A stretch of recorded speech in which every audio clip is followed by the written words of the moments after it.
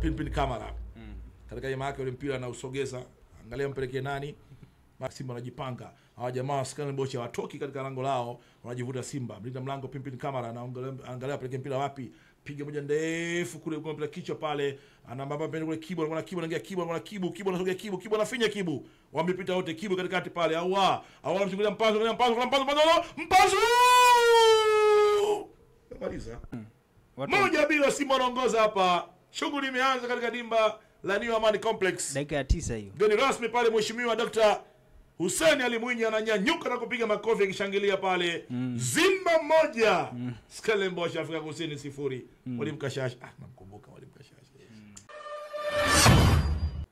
Taarifa inasema hivi: kamati ya maadili ya shirikisho la mpira wa miguu Tanzania kwa maana TFF ilikutana kwa ajili ya kupitia na kutolea uamuzi mashauri yaliyowasilishwa mbele yake. Baada ya vikao vyake, kamati ilifikia uamuzi kama ifuatavyo. Shauri dhidi ya Hamisi Mazanzala ambaye ni ofisa habari wa klabu ya Kagera Sugar alishtakiwa na kamati ya uendeshaji na usimamizi wa ligi kuu akituhumiwa kwa kosa la kuchochea umma kwa ujumla kinyume cha kanuni ya 73 ibara ya 4 ya kanuni za maadili ya TFF toleo la mwaka 2021. Na baada ya kamati hiyo kusikiliza pande zote na kupitia nyaraka na vielelezo vilivyowasilishwa mbele yake, kamati imemtia hatiani kwa kosa aliloshitakiwa nalo na kumpa adhabu ya kulipa faini ya shilingi milioni 5 na onyo la kutofanya kosa la kimaadili ndani ya kipindi cha miaka 2. Adhabu hiyo inaanza tarehe 16 mwezi wa 4 mwaka 2025. Lakini tunafahamu Hamisi Mazanzala kosa lake aliitwa sambamba na Ali Shaban Kamwe ambaye alikuwa naye ilikuwa ni kwenye scenario hiyo na adhabu zao zinafanana. Na utekelezaji unapaswa uanze kwa maana tangu tarehe 16 juzi wanatakiwa walipe hichi kiasi cha shilingi milioni 5. Lakini kwa upande wa Ahmed Ali ambaye klabu ya Yanga ilimshtaki, yeye hana hatia, kwa hiyo ameachiwa huru. Ndio. Kwa upande wako Mwayombo, umekuwa ukisisitiza sana kwenye hili. Unasema kwamba wasemaji wetu kuna muda huwa wanatoka kwenye mstari. Tuanze kwanza na mkongwe Kamarada. Inapotokea matatizo kama haya, unasikia vijana wanaitwa kwenye mashauri kama haya na baadaye taarifa zinatoka kama hivi. Kwa upande wako, taarifa kama hizi huwa unazipokeaje? Kwanza ni hatua njema ya kuwakumbusha kwamba tunapaswa kuishi kwa miko na maadili na taratibu ambazo tumejiwekea katika kuendesha mpira. Mpira wa miguu una sheria, taratibu na kanuni zake. Kanuni zinaundwa na kutengenezwa na timu zenyewe. Kabla michezo haijaanza, bahati nzuri katika utaratibu wetu wa TFF, kabla mashindano makubwa ikiwemo ligi kuu kuanza, vilabu vinakaa vinashiriki wenyewe kwenye utungaji wa kanuni husika katika mashindano. Sasa afisa habari ama mkuu wa kitengo cha habari cha club ni kiongozi wa club. Anachokiongea kinaakisi picha na majibu ama taswira ya klabu husika. Anaongea kwa niaba ya klabu. Kwa hiyo tukisema kwamba hajatumwa na klabu yake ama iongelee klabu yake ni uongo. Ni uongo, Kwa hivyo alichokifanya bwana Hamisi ameongea kwa niaba ya klabu. Au kama ameandika mtandaoni ni kwa niaba ya klabu. Kwa hivyo kama kaandika vitu vya hovyo, utaratibu uko wazi kwa machukulio hatua. Kwa hivyo nadhani hizi adhabu anazopewa hizi ni sehemu za kuwakumbusha kwamba jamani, mnaruka mstari. Msivuke hatua hii. Utaratibu ni 1 2 3 4 5. Msikiuke taratibu ambazo sisi wenyewe kwa pamoja tumejiwekea, ukiwemo wewe kiongozi. Ukiwa kiongozi wa kwenye football unapaswa kuendana na miiko na taratibu ya football. Kinyume chake tutakuchukulia hatua. Kwa nadhani ichukue kama vile sio kama kukomoana, ni kama fundisho, kama somo kwamba unapaswa kuishi hivi. Kinyume chake utapata adhabu kubwa zaidi ambayo umepata sasa hivi. Lakini pia Ahmed Ali Kamwe ambaye alikuwa sambamba na Hamisi Mazanzala ambaye ni ofisa habari wa Kagera Sugar, yeye anapaswa kulipa milioni 5, lakini pia Ali Kamwe naye anapaswa kulipa milioni 5. Na hili lilikuja baada ya ule mchezo wao ambao ulitamatika kwa Yanga kushinda mabao 4-0. Baada ya hapo aliandika kitu ambacho kilionekana kuwa ni kinyume kama ambavyo tumesema. Ali Shaban Kamwe sio mara ya kwanza anaitwa kwenye kamati ya maadili na tumeona hii sasa anapaswa alipe shilingi milioni 5. Lakini kama haitoshi, kuna shauri dhidi ya Hamis Mohamed ambaye ni shabiki wa klabu ya Simba.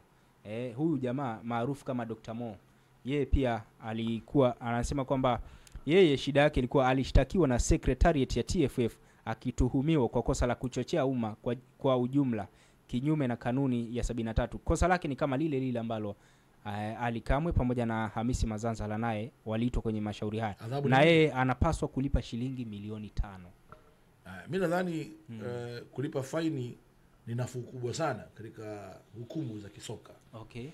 Maana usipolipa faini utafungiwa yes, kujihusisha na mpira kwa muda fulani. Kwa hivyo kama wameambiwa walipe fine badala ya kufungiwa, na obvious kuna utaratibu wa kikanuni, kama hujaridhika unaweza kukata rufaa kwenye mamlaka ya juu zaidi. Yes. Lakini kupewa adhabu ya kulipa fine ni nafuu zaidi kwa Ali Kamwe, kwa Dr. Mo pamoja na Hamisi, yes, kuliko kulimwa adhabu ya kufungiwa kutojihusisha na football katika nchi. Tumeshashuhudia wadau wengi wakifanya makosa wachukuliwa hatua na wanafungiwa. Mpira una taratibu zake. Either uishi nao kwa taratibu zake ama uachane nao uende kwa taratibu nyingine. Kuna cricket, kuna bao, kuna rede, kuna netball, kuna michezo mingi, kuna basketball, sio lazima ushiriki katika swimming pia. Kwa hiyo ukiamua kushiriki kwenye football, unapaswa kuendana na maisha ya kifootball na kanuni zake. Kwa hivyo kwa adhabu hiyo mimi naona ni adhabu stahiki wamepewa. Sio adhabu kubwa wala sio adhabu ndogo. Ni adhabu ya wastani. Walipe fine, maisha yaendelee. Kinyume chake kama hawajaridhika kwa rufaa ama mamlaka ya juu, hiyo ni vingine. Kutoka rufaa mamlaka ya juu kasema hapana, hao walikupendelea, kula nyundo. Ama walikuonea, punguza adhabu. Kwa hiyo kwenye rufaa tena kumbe kuna uwezekano pia kuongezewa adhabu. Ndio logic ya rufaa. Unaweza kwenda kuna rufaa, kuna referral pale, kuna rufaa kasema hapana, wewe jamaa walikupendelea hawa. Wewe unatakiwa ufungiwe miaka 6. Unyoshwe hapa. Ama bana kule walikuonea, hebu tukupunguzie. Inawezekana yote. Okay. Sasa wewe jipimie, ulifanya kweli? Kanuni ziko sawa? Wamekuonea? Kama vipi unalipa tu milioni 5, maisha yanaendelea. Lakini pia kwenye hilo wanakumbushwa kutofanya kosa la kimaadili ndani ya kipindi cha miaka 2. Lakini kwenye issue ndani ya muda huo wakidakwa, sasa hapo nyundo kubwa. Ndani ya hiyo miaka 2. Maana umepuuza sasa. Yaani ni kama kwenye falsafa, kwenye mfumo wa haki sheria wa nchi kama Marekani, wana kitu wanakiita parole. Hapa kwetu pia parole ipo, ila utaratibu wetu tofauti na Marekani, lakini parole ni parole tu. Sawa sawa. Parole ni ile ambayo umeshahukumiwa gerezani, umetumikia adhabu kwa muda fulani, umekuwa na mwenendo mwema gerezani, umeonyesha tabia njema. Wanakupa kifungo, wanakutoa nje kwa kifungo cha nje kwa muda fulani, lakini masharti kwamba ndani ya muda huu usifanye makosa. Usikamata makosa, adhabu inaongezeka zaidi ya ile kwa kwanza. Okay. Kwa maana hapo ukifanya makosa ama bwana, sasa itakuwa nyundo. Hapo adhabu ya fedha sasa itakuwa haitoshi. Hapo ni tupumzishwe, ukae kushoto, football wewe sio maisha yako. Okay. Lakini ukifungiwa kujihusisha na football, unaweza kwenda kwenye swimming, kule daraja na kwa milango itakuwa iko wazi. Au kwenye gofu kule. Au kwenye kabadi. Kabadi? Unajua mchezo kabadi? Na ujue ule. Wahindi wanacheza sana ile. Au draft. Sawa. Washiriki tu. Kwa sababu michezo ni michezo. Maana mchezo wapendwa, kanuni zake uzitaki. Hujazifuata. Bwana kule nchini Italia wana msemo ambao unasema when in Rome do as Romans do, kwa maana ukiwa kule jijini Roma bwana unatakiwa uishi kama Warumi wanavyoishi. Sasa wanaongea Kiitaliano na wewe ongea Kiitaliano. Mimi nimezungumza Kiingereza.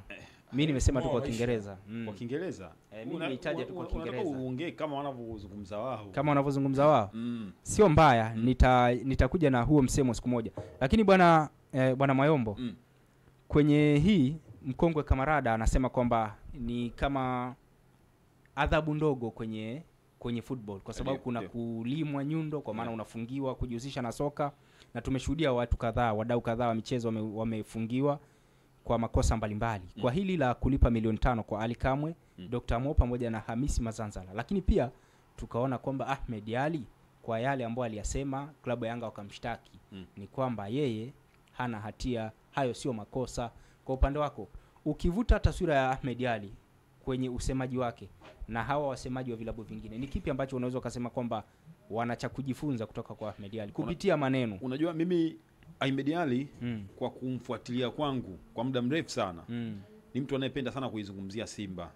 Yaani anaizungumzia sana klabu yake, hata kama ataleta maneno mengine yoyote yale ya utani kwa wengine, lakini yanakuwa sio yale ambayo yataweza kumuumiza mpinzani wake. Mara nyingi sana amefocus na kazi ya klabu yake. Lakini ukiangalia hawa maafisa habari wa klabu zingine, kuna wakati mpaka unajiuliza, huyu mtu anaongoza taasisi kubwa kama hii, anaisemea taasisi kubwa kama hii, lakini kuna vitu anavyokuwa anazungumza huwezi ama kutegemea kuviona kutoka kwake. Au kuvisikia. Kuvisikia kutoka kwake. Kwa mimi watu ambao wananivutia kuzungumzia mpira ni Ahmed Ally na Masanza. Utani wanaingiza, lakini sio ule wa kumwataki mtu kiasi kwamba hadi ukaja kumuumiza. Umeona? Lakini hao wengine kuna wakati wanajisahau, wanaanza kujiona kama wapo juu ya mamlaka, wanaanza kujiona kama wapo juu ya taasisi. Umeona? Mimi nafikiri kwa hili ni onyo tu. Kuanzia kwa mashabiki wale ambao kuna wakati unakuta timu imefungwa, timu yake haijashinda, au imepata sare, ama imepata sare, anaanza kuwataki viongozi wa TFF wakati mwamuzi amechezesha vizuri kabisa ile mechi. Anahusika vipi hapo? Umeona? Anaanza kuwataki watu wengine ambao hawahusiki. Afisa habari baada ya kuizungumzia klabu yake anaanza kuingia kwenye vitu vingine ambavyo havihusiani na mpira pia. Kwa hiyo mimi rai yangu kwangu mimi, kwa watu ambao wamepata hizi adhabu za kulipa faini hizi, wanatakiwa wajifunze kuongelea zaidi mpira. Hata kama unaitania klabu nyingine, usivuke mipaka. Kwa sababu huu ni mpira wa miguu, kuna leo na kesho. Inawezekana leo yule unayemwataki pale, kesho kawa sehemu nyingine na wewe kawa sehemu nyingine. Nakumbuka pia zile taasisi, unapofanya kazi kwenye taasisi kubwa kama hizi, wewe andika historia yako, kumbuka utaondoka. Kuna watu wengine watakuja, umeona? Kuna watu wengine watakuja kufanya kazi pale, watakuja kuendeleza ulipoishia wewe, kwa sababu hakuna mtu ambaye anaishi milele. Simba na Yanga zipo, zitaendelea kuwepo, lakini watu wanaondoka. Watu wanaondoka. Miaka 5-6 iliyopita walikuwepo watu wengine, umeona? Lakini leo hii hawapo. Kwa hiyo kwangu wamepewa adhabu kama alivyosema mkongwe hapa, ambazo ni faida kwa upande wao. Wanalipa tu hizo milioni 5, maisha mengine yanaendelea. Lakini wajitahidi kukwepa mitego mingine ya kuingia kwenye mfumo, mwisho wa siku tukaona wanapigwa bani kubwa. Naamini hivyo. Wajitahidi kuzungumzia mpira, utani uwepo, lakini vile vitu ambavyo haviwahusu wasiingie kwenye huo mtego. Kwa sababu wao, mfano wewe ni afisa habari, ukionekana kuna vitu unavyoongea tofauti, wale mashabiki wanakusikiliza wewe. Amini nakwambia. Mashabiki wale watakufuata wewe. Wao watakuja kuzungumza vile vile. Ni mambo ambayo hayatakiwi kuwepo kwenye mpira wetu. Watu wasijisahau na umaarufu wanaoupata kwenye mpira wa miguu. Mwisho wa siku ule umaarufu ulionao wewe, kesho atakuja mtu mwingine, watu watakuwa wanamfuata yule. Ni maisha ya football yalivyo. Na wewe ulikuwa ukisema kwamba kwenye mambo kama haya busara hazitakiwi kutumika. Kama ni sehemu ya sheria na kanuni, basi kanuni na sheria zifuate mwongozo wake. Kabisa. Wewe kwa upande wako, kwa kile ambacho kilitokea, hizi adhabu ambazo wamepewa hawa watu watatu, kwa maana Ali Shabani Kamwe, Dr. Mo pamoja na Hamisi Mazanzala ambaye ni ofisa habari wa Kagera Sugar, kwa upande wako, kama ungekuwa kwenye kamati, unaona hizi adhabu zinawafaa au umeona kabisa kwamba kuna chembe za busara tena? Mimi kwa upande wangu, kwa issue kama hizo walizozifanya, nafikiri ungekuwa na miezi hata 6 hivi nje ya football.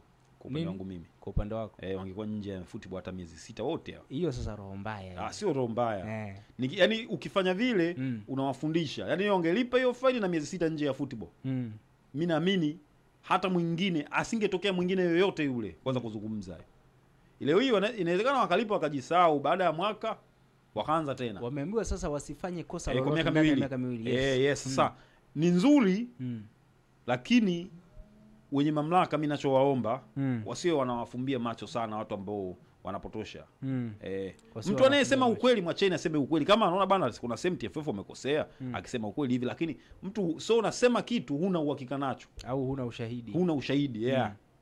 Ni mambo ambayo watamlaumu yule mtu aliyepo kwenye madaraka, lakini mwisho wa siku watu wanakosea sana. Mpira unajua upo huru sana, lakini kuna wakati inakuwa too much. Uhuru unapitiliza. Yani na hizi adhabu hizi kwanza kwa gusagusa wa mashabiki, pia nafikiri itakuwa heshima itakuwepo. Ndio kuna mashabiki wao wanazungumza vitu mpaka mimi najiuliza huyu ana nini? Au nani amemtuma? Ni maisha ambayo hayatakiwi kwenye mpira wetu. Hatutaki kwenda hivi. Hatutaki kwenda hivi. Ila mimi naamini hii ni funzo tayari. Hata mashabiki wenyewe saizi watakuwa waoga, watakuwa wanajua nikisema hivi kuna wewe zungumzia klabu yako, kama kuna mapungufu uzungumza, lakini usivuke mipaka. Sawa. Uhuru ambao tunao kwenye football tuutumie vizuri. Sawa. Ni hivyo tu. Bana, hayo ni kuhusiana na hii taarifa ambayo imetolewa na TFF kuhusiana na hichi ambacho kilitokea kwa wasemaji hawa, kwa maana Ali Shabani Kamwe, Ali Ali Shaban Kamwe, Ahmed Ali pamoja na Hamisi Mazanzala ambaye ni ofisa habari wa Kagera Sugar. Lakini Ahmed Ali bwana ameposti picha akionekana kufurahia kweli. Ameposti picha akiwa anacheka akasema nimewagaragaza kwenye kesi. Haya sasa kabumbeni nyingine hamniwezi ngo. Ahmed Ali huyo amezungumza hivyo. Lakini Ahmed Ali tunajua anaendelea na hamasa zake kule visiwani Zanzibar. Unajua huyo Ahmed Ali huyo akishaondoka wa Simba kwenye issue yake ya usemaji takawe comedian tu. Kwa nini? Kwa nini? Aungane na kina Ndalo mzee wa miaka ya nyuma na atawafunika. Na anasema wakati Simba inatinga fainali ya kombe la shirikisho mwaka 93 yeye alikuwa fundi saa pale Posta. Nilicheka sana kile kitu. Sisi alituambia kwamba kipindi hicho alikuwa na miaka 33. Mwaka 33? Alikuwa na miaka 33 kwa maana yeye ni wa mwaka 60. Sio kweli. Akasema Simba tu ndio inamfanya anaonekana kama kijana. Ni maneno tu. Raha anazozipata Simba zinamfanya anaonekana kama kijana. Huyo ndio msemaji wa Simba. Ahmed Ali. Anacheka huko aliko.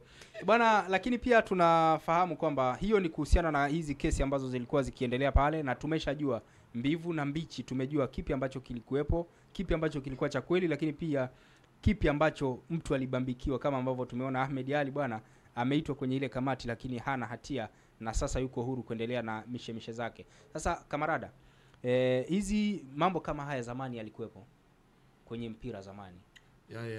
Ya kushtakiana hivi mtu anapigwa faini kama hivi. Labda unajua hakuna kitu kipya.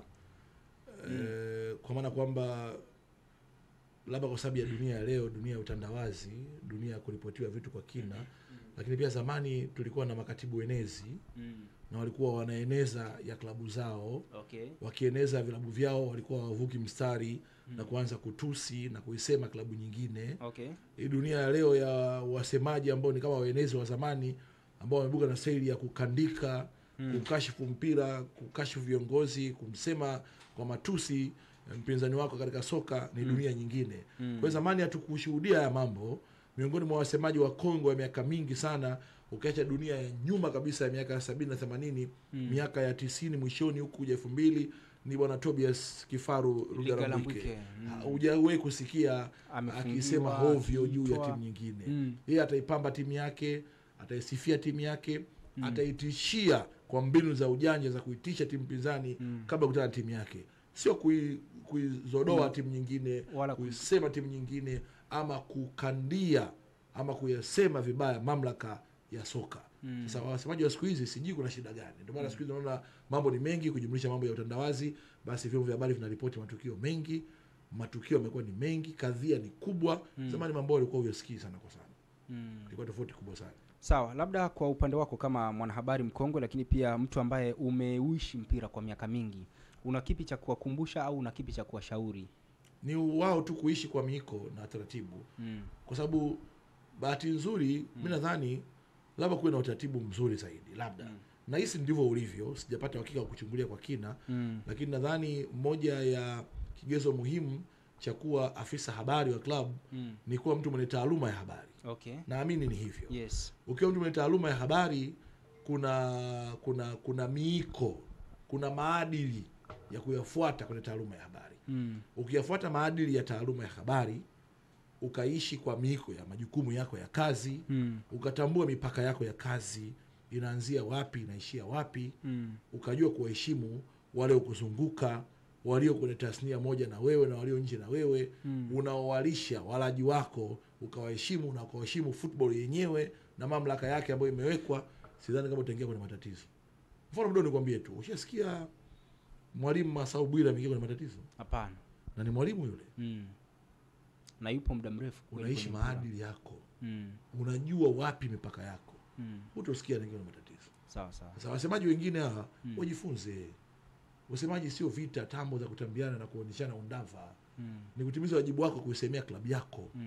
Moja ya jukumu la msemaji ni kulinda brand ya klabu yake. Sawa. Unapolinda brand ya klabu yako, unalinda brand ya football. Na football iko chini ya dhamana ya football ambayo ni TFF. Unavolinda brand ya football, unalinda brand pia ya wanaosimamia football. ambao ni viongozi wa football. Sasa sio kuwadogosha, sio kudogosha chama, kudogosha mamlaka ya soka, kuwadogosha wadau wa mpira, kudogosha mpira wenyewe, kuwadogosha wanaozunguka mpira, pamoja na kuwadogosha na kuwasema vibaya wanaofanya mpira uwepo, mashabiki. Hatuwezi kwenda hivyo. Kwa hivyo tukiishi kwa miko na maadili, tukajua njia za kupita, mimi naamini mambo yote yatakwenda vyema. Sawa sawa. Bana, huyo ni Kamarada Enock Kibigane. Bila shaka umemisi kumsikia akizungumza mambo mbalimbali kuhusiana na mpira. Tulishazoea kumsikia ama kusikiliza redio bana, tunasikiliza anakwenda pale, lakini watu walimisi kweli kweli. Kamarada, haujamisi mpira? Kutangaza mpira kidogo? Bado nipo kwenye mpira. Sijaumisi mpira kwa sababu mpira naishi nao siku zote. Ila kutangaza mpira nakumbuka mara moja. Ni muda mrefu, lakini ndio maisha bila endelee. Ndio maisha bila. Sasa kwa mfano mechi ya kesho, labda unatutajia lineup ya Simba Sports na swahiba wako Budo akiwa ameanza. Lineup ya Simba mbona kuitaja ni rahisi sana. Yale lineup ya Simba, ya Yanga, Simba national team hawa, sio kuja Azam. Timu za nyumbani nyingi ni rahisi kupredict lineup yao. Okay. Ni rahisi sana kuipanga. Yaani kujua huyu anasabi kuataja. Unaweza hata usiandike. Japokuwa katika miiko ya utangazaji kuandika ni lazima, kwa sababu inakusaidia kwenye kutangaza. Unapochora uwanja kwamba huku ni kaskazini, kusini, hawa ni wachezaji wa timu zote mbili, unavyowapanga pale inakusaidia kujua unatangaza vipi. Unapochora lineup yako, mlinda mlango wa Simba ni Musa Pimpin Kamara, fullback ya kulia ni Shomari Kapombe Baba Esther, kushoto ni Mohamed Hussein Zimbwe, Shabalala ambaye ni nahodha. Back 4 anacheza Shamu Karbu, lakini center for anasimama pale Razak mwenyewe mzee wa plaster. Namba 6 pale Yusufu Kagoma midfielder, anasaidiana pale katika double midfielder pamoja na Ngoma, naona. Lakini pia kuna namba 8 kuna shimo la juu pale unamweka Chaza wa namba 10 huko kushoto unamtia Kibu, amekulia Kibu, kushoto unamtia Mpanzu, pale juu unamsimamisha nani? Unamsimamisha striker refu Steven Dese Mukwala. Baadaye sasa ndio unampanga Budo sasa. Swaiba wako. Mtu sio nyau. Messi. Ipo siku utamtuma. Sasa nataka usimulie goli hapo. Labda amefunga lipi sasa kwa mfano? Yaani yani ule unajua wale Mkwala, Mpanzu, Kahua na Kibu sio wanacheza kwa ushirikiano. Sasa nataka ututengenezee goli hapo. Goli afunge Kibu. Mkwala, Mpanzu na Ua. Goli afunge Kibu. Goli afunge nani? Kibu au Mpanzu? Kibu. Mimi Mpanzu. Hiyo ya Kibu itakuwa yako. Sawa. Goli afunge Mpanzu. Sio Mpanzu. Linda mlango Pimpin Kamara. Katika jamaa yake ule mpira na usogeza. Angalia mpelekee nani? Mashariki mwa uwanja na mwanzia Shomari Kapombe Baba Esther. Sasa Simba wanatembea, wanaongoza upande wa mashariki mwa uwanja, dimba la uwanja wa Aman. Mashabiki wamejaza sana hapa, ni Aman Complex. Baba Esther finya katikati ya uwanja, Yusuf Kagoma na geuka, Simba wanaondoka. Kagoma pembeni kule anamtafuta pale Ngoma na geuka, sasa mpira nyuma, Ngoma tena pale pembeni kabisa magharibi ya uwanja kwa pale Mohamed Hussein Zimbwe ageuka kwa tena Pimpin Kamara. Simba wanajipanga, hawa jamaa skani bocha watoki katika lango lao, wanajivuta Simba. Mlinda mlango Pimpin Kamara anaangalia pale mpira wapi, piga moja ndefu kule kwa mpira kichwa pale, anambamba pembeni kule Kibu, anaingia Kibu anasogea Kibu anafinya Kibu, wamepita wote Kibu katikati pale, au anamchukulia Mpanzu maliza kamba hiyo. Bao la mipango. Lakini huko karudi likapigwa likate. Kuna counter attack imefanyika hapo. Kwa sababu baada ya kujivuta Pimpin akapiga mpira mrefu. Watu hawaondoki kwenye eneo la. Sasa kwa watoki. Unamtafuta Kibu. Kibu akacha nyuma pale kwenye shimo. Kamba au akamchungulia, amekimbia anafanya sprinting huku. Kibi sawala. Mpanzu kaweka jiwe. Moja bila, Simba wanaongoza hapa. Shughuli imeanza katika dimba la New Amani Complex. Dakika ya 9 hiyo. Gani rasmi pale, Mheshimiwa Dr. Hussein Ali Mwinyi ananyanyuka na kupiga makofi akishangilia pale. Zimba moja. Stellenbosch Afrika Kusini 0. Mwalimu Kashasha. Namkumbuka Mwalimu Kashasha. Moyo unasemaje? Basi sina cha kusema bwana. Tuondoke. Tuondoke.